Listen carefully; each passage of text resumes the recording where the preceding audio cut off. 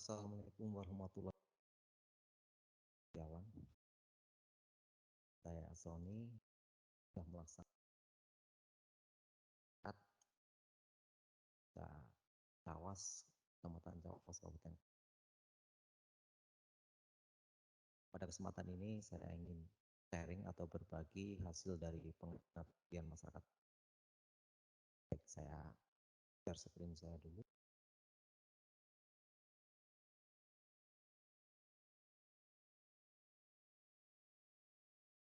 Nah, tema yang kami ambil adalah tentang peningkatan layanan administrasi melalui pengembangan sistem pengarsipan di kantor Desa Cawas, Kecamatan Cawas, Kabupaten. Oke, kenapa tema ini kita ambil? Ini dilatar belakangi oleh dua hal. Di tepatnya saat itu kita bertemu dengan seorang perangkat desa di Cawas. Beliau menceritakan tentang kondisi di administrasi di kantor. Mereka sering kali kehilangan dokumen atau surat yang penting karena mungkin ketelisut atau terbuang dan bagaimana. Itu ceritanya ya. Kemudian juga dia ceritakan bahwa belum ada sistem yang digunakan untuk mengarsipkan dokumen. Jadi dokumennya mengarsipkannya masih acak-acakan gitu. Kemudian sehingga kalau dibutuhkan lagi dokumen itu sulit ditemukan gitu ya. Atau dan yang kedua juga bahwa setiap beberapa tahun sekali rutin itu ada pergantian SOT ya, struktur organisasi dan tata laksana, sehingga tugas itu bisa bergantian. Nah, karena bergantian maka seringkali yang menggantikan itu tidak tahu di mana letak dokumennya, itu ya, arsip dokumennya. Tidak kebingungan atau untuk menemukan kembali itu ya, sudah lama. Nah, karena dua hal ini gitu ya, maka kemudian kita tim dari UMY mencoba menawarkan untuk membuatkan sebuah sistem ya, sistem pengarsipan sederhana yang menggunakan teknologi sederhana, menggunakan scanner, PC dan server basis data, di mana PC ini akan mengendalikan scanner ya. Ada di dalam PC nanti dibuatkan juga aplikasi ya, software aplikasi yang digunakan untuk mengendalikan scanner, juga mengendalikan data. Terus kemudian bagaimana cara kita, tahap-tahap yang apa yang kita lakukan saat melakukan latihan ini ya. Nah, ada 5 tahapan yang kita pergunakan ya, kita lakukan. Pertama adalah persiapan. Persiapan ini kita mencari data gitu ya. Cari data, mengumpulkan data faktual gitu ya. Kita datang ke lokasi, kita survei lokasi, kita wawancara, kita lihat kondisinya, kemudian kita lakukan apa saja yang bisa kita lakukan, kemudian kita bisa menyusun spesifikasi aplikasi nanti akan seperti apa. Yang pertama dalam persiapan. Jadi dilakukan di lokasi mitra. Dan data tersebut dari hasil persiapan itu kita bawa ke lab teknologi informasi, ya, lab basis data teknologi informasi untuk dilakukan perencanaan sistem pengarsipan. Nah, di sini kita desain nanti akan seperti apa aplikasinya gitu ya. Kita buat. Nah, kemudian kita lanjutkan juga masih di tahap yang ketiga di lab teknologi informasi, ya, kita bangun atau kita implementasikan, kita buat programnya dan kita uji sistemnya setelah jadi. Nah, dan yang tahap yang keempat setelah selesai kita bawa ke desa mitra, kemudian kita lakukan instalasi, baik instalasi hardware-nya maupun instalasi software aplikasinya. Dan kita lakukan training ya, pelatihan cara menggunakan sistem pengarsipan tersebut. Kemudian tahap yang terakhir kita lakukan evaluasi program ya, kita diskusikan bersama apa-apa yang masih ada kurang bisa kita lengkapi. Nah, kita lihat satu persatu. Nah, pada tahap persiapan ini ya, Ini kita datang pada mitra, di sana kita berdiskusi bareng-bareng untuk menyepakati hal-hal yang kita butuhkan saat kita membangun sistem pengarsipan ini. Ada dua hal yang kita apa kita bicarakan. Yang pertama adalah tentang hardware-nya, ya, hardware-nya. Yang kedua adalah tentang aplikasinya.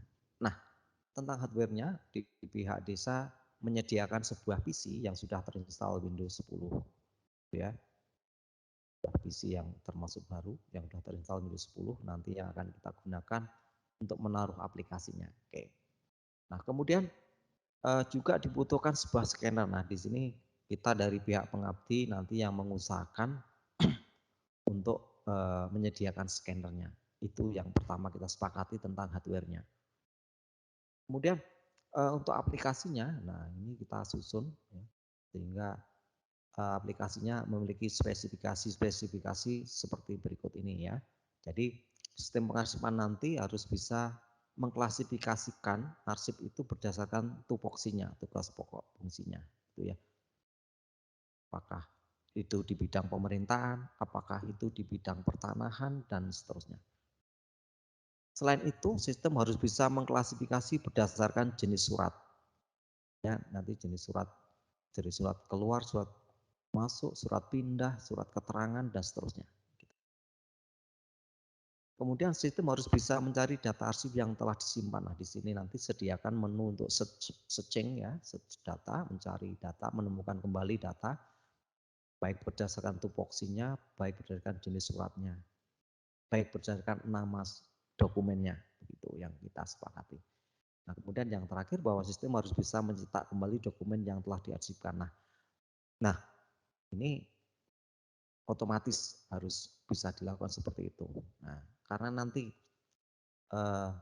dokumen-dokumen yang diarsipkan itu barangkali nanti dibutuhkan kembali ya pada saat-saat tertentu. Oke, ini pada tahap persiapan. Nah, data-data pada tahap persiapan ini ya yang kita peroleh ini kemudian kita olah, kita bawa ke lab teknologi informasi. Kemudian di sana kita berembuk bersama tim kami ya, di mana saya melibatkan 3 orang mahasiswa saya, sekalian untuk belajar mereka bahwa ada kasus beneran dan kita coba pecahkan bareng-bareng gitu ya. Nah, di dalam sini perencanaan ini kita sepakati agar mudah kita nanti akan membuat aplikasinya dengan bahasa pemrograman C#. Kemudian database server yang digunakan adalah SQL Server 2014 dengan pertimbangan supaya eh, istilahnya ringan gitu ya, tidak terlalu ribet, biar kompatibel saat di PC di balai desa. Nah, kemudian juga kita susun tabel-tabel basis data yang kita butuhkan. Nah, di sini ada 3 tabel ya. Tabel data surat itu adalah dokumen arsipnya ya, hasil pengarsipan. Kemudian tabel jenis surat itu adalah klasifikasi berdasarkan jenis suratnya. Dan tabel tupoksi itu adalah tabel berdasarkan tugas pokok dan fungsinya. Itu ya. Ini adalah perencanaannya. Kemudian ada satu mahasiswa yang bertugas merancang tampilannya, gitu ya. Kemudian ada satu mahasiswa bertugas merancang basis datanya ini, membuat basis datanya, dan ada bersama-sama melakukan codingnya, mengimplementasikan, membuat aplikasinya. Nah, kemudian dibuat ini ya. Nah, ini adalah yang sudah dibuat oleh tim kami ya, aplikasinya, screenshot dari halaman pertama, halaman utama. Jadi begitu di running halaman utamanya ini ada 3 menu utama di situ. Di atas adalah data arsip, kemudian kedua adalah arsip baru, kemudian yang ketiga adalah database. Nah, apa saja isinya? Kita lihat satu persatu ya. Kalau kita pilih menu data arsip, gitu ya, maka artinya kita masuk ke dokumen hasil pengarsipan. Nah, ini ya, dokumen yang sudah diarsipkan di sini. Di sini ada menu searching ya. Ada menu searchingnya. Nah, ini bisa di search berdasarkan kategori surat, berdasarkan tupoksinya, berdasarkan jenis suratnya. Gitu ya. Nah, ataupun berdasarkan nama suratnya. Jadi 4 kategori ini bisa digunakan untuk searching di sini. Kemudian kalau kita pilih arsip baru, maka artinya kita akan melakukan scanning atau pengarsipan dokumen yang baru, gitu ya.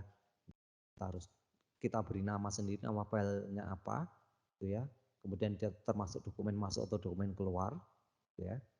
Dan tupoksinya apa nanti bisa dipilih, jenis suratnya juga bisa dipilih, keterangan suratnya, barangkali ada keterangannya, dan tanggal suratnya. Surat hari itu masuknya, atau ada gitu, atau di scan.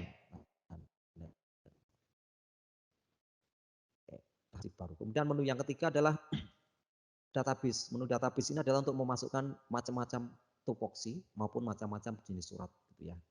Untuk seperti itu. Oke. Berikut untuk mengedit ya maupun mengupdate maupun menghapus kalau sudah nggak diperlukan lagi. Itu adalah 3 menu utama yang dimiliki gitu ya. Lantas bagaimana supaya kok tadi supaya dokumennya bisa dicetak kembali. Nah, pada saat ini sebelumnya ini ya, pada saat di sini mengarsip baru ya.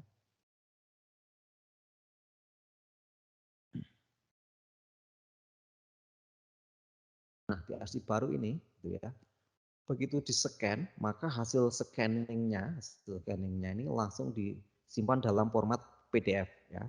Kenapa? Pertimbangannya karena format PDF itu pertama adalah kebutuhan memorinya tidak terlalu besar sehingga tidak membebani komputernya atau PC-nya. Yang kedua adalah bahwa format PDF itu sudah format standar untuk urusan administrasi gitu ya.